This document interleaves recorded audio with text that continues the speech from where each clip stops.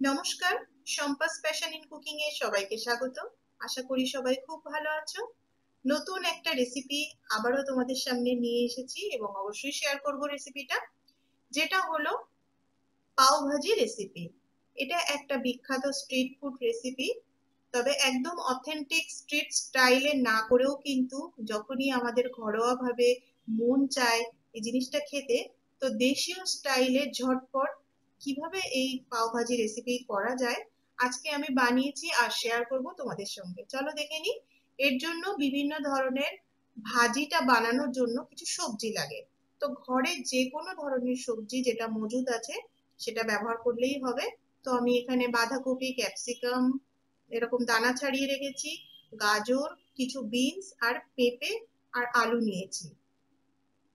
এছাড়াও অন্যান্য ফুলকপি বা যা যা শীতকালীন সবজি মন চায় দেয়া যেতে পারে। তো আমি এখানে যা অ্যাভেলেবেল ছিল সেগুলো দিয়েছি। সেগুলোকে ধুয়ে রেখে বড় বড় টুকরো করে প্রেসার কুকারে এটাকে ইচ্ছা মতো সিটি দিয়ে ভালো করে নরম করব। এটাই কোনো কিছু মেনশন করা যায় না যে কতটা সিটি দেওয়া হবে, তবে এটাকে খুব ভালো করে সেদ্ধ করতে হবে, যত খুশি নরম করলে ভালো হয়। তো এটা সেদ্ধ হয়ে গেছে ঠিকঠাক। এবার আমি জল থেকে উঠিয়ে এভাবে ভালো করে জিনিসটাকে চটকে নেব। হাত দিয়েও চটকানো যায়, তবে কাঠের এরকম একটা স্ম্যাশ করার জিনিস থাকলে ভালো হয়। দেখো আমি একদম সুন্দরভাবে এটাকে স্ম্যাশ করে রেখে দিয়েছি। আর সবজি সেদ্ধর জলটা কিন্তু ফেলবো না, ওটাকেও আলাদা করে রেখেছি। তেল গরম করে নিয়েছি, কড়াইতে 3 থেকে 4 চামচ তেল দিয়েছি। এর মধ্যে কাঁচা পেঁয়াজ কুচানো, কিছুটা রসুনের পেস্ট আর একটা বড় সাইজের টমেটো আমি তেলের মধ্যে দিয়ে মশলাটাকে বানিয়ে নেব। প্রথমে তেলে একটু হলুদ দিলাম যাতে তেলটা না ছিটকায়। এবারে ধীরে ধীরে কুচানো পেঁয়াজ দিলাম।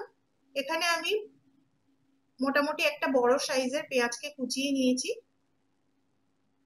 পেঁয়াজটা লাল লাল করে ভাজা হয়ে গেলে এবারে আমি রসুনের পেস্টটা এর মধ্যে দিয়ে দেবো। রসুন আর পেঁয়াজের কাঁচা গন্ধটা একদম চলে গেলে তবেই এতে আমি টমেটো গুলো যোগ করব।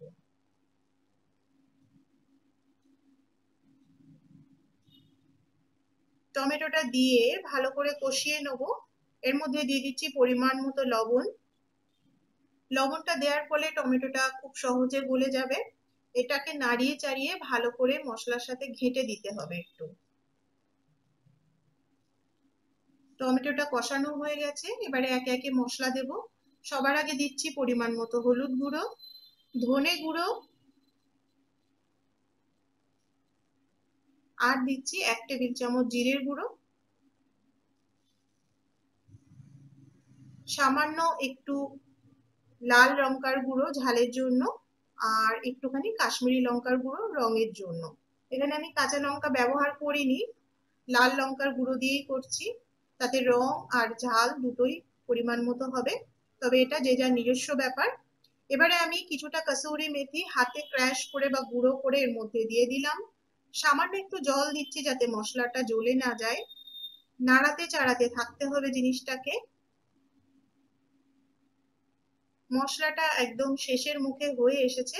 এবারে দিচ্ছি আমি সবশেষে পাও ভাজি মশলা। এটা খুবই জরুরি পাও ভাজি বানানোর জন্য। এই যে এটা পাও ভাজি মশলা, যে কোনো ব্র্যান্ডের পাও ভাজি মশলা নেওয়া যেতে পারে। একটু বেশি পরিমাণে এখানে দিলাম, মোটামুটি আমি 2 টেবিল চামচ পরিমাণ পাও ভাজি মশলা দিয়েছি, যাতে গন্ধটা একটু ভালো হয়। এবারে সব সবজি যেগুলোকে আমি একদম চটকে রেখেছিলাম সেগুলো মশলার সাথে ভালো করে মিলিয়ে দেবো। সব শেষে বাটিটা ধুয়ে যে সবজি সেদ্ধ জল ছিল সামান্য পরিমাণে এর মধ্যে দিয়ে দিলাম। এবারে 5 থেকে 7 মিনিট এটাকে ফুটতে দেব।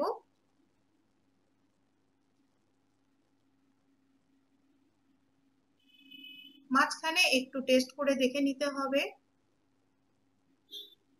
লবণ বা মশলা ঠিকঠাক পরিমাণ হয়েছে কিনা। তো একটু লবণ কম ছিল, আমি একটু লবণ যোগ করে দিলাম এর মধ্যে। সব শেষে দিয়ে দিচ্ছি কাঁচা ধনেপাতা কুচি উপর থেকে। গ্যাসের ফ্লেমটা এবার আমি বন্ধ করব, তার আগে দিয়ে দেবো 1/2 চামচ বাটার বা মাখন। এটাকে এবারে মিশিয়ে ভালো করে ঢেকে রেখে দেবো। পাও ভাজির জন্য ভাজিটা তো রেডি হয়ে গেল, এটাকে ঢাকা থাকলো। এবারে এগুলোকে বলে পাও। পাও ভাজির পাও গুলো ঠিক এই ধরনেরই হয়, এরকম জোড়া দেওয়া থাকে, এগুলোকে কেটে নিতে হবে।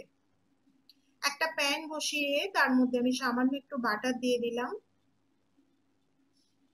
আর যে পাও গুলো রাখা আছে সেগুলোকে কেটে দেব। তার আগে যে তরকারি বা ভাজিটা করেছিলাম সেটা প্যানের উপরে হালকা করে একটু মিক্স করে নিলাম। এটা একদম দেশীয় বা ঘরোয়া স্টাইলে আমি বানাচ্ছি, কিন্তু স্বাদ কিন্তু রাস্তার পাও ভাজির থেকে কোনো অংশে কম নয়।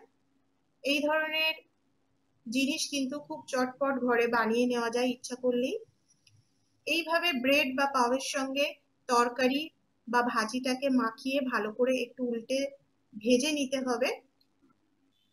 আঁচটাকে এই সময় কিন্তু মিডিয়াম টু লো রাখাই ভালো। নাড়িয়ে চাড়িয়ে একটু সময় নিয়ে জিনিসটাকে ভেজে নিতে হবে। একই রকম ভাবে সমস্ত পাও ভাজিগুলোকে এইভাবে সেঁকে নিতে হবে। আর যখন পরিবেশন করতে হবে সাথে কিন্তু আলাদা করে একটু তরকারি বা ভাজি দিয়ে দিলে খুবই ভালো লাগবে। এটা বাচ্চাদের টিফিনে বা বড়দের টিফিনে এটা কিন্তু সবাই খুবই পছন্দ করে। তো এই ছিল আজকে আমার ঝটপট দেশীয় স্টাইলে পাও ভাজি রেসিপি। রেসিপিটা তোমাদের কেমন লাগলো অবশ্যই জানিও। যদি রেসিপিটা তোমাদের ভালো লাগে প্লিজ একটা লাইক করে দিও। বরাবরের মতো সাবস্ক্রাইব করে আমার পাশে থেকো। আর চলো তাহলে আজকের মতো আমার ভিডিও এই পর্যন্ত। দেখা হচ্ছে তোমাদের সঙ্গে পরের ভিডিওতে। তোমরা ভালো থেকো, সুস্থ থেকো।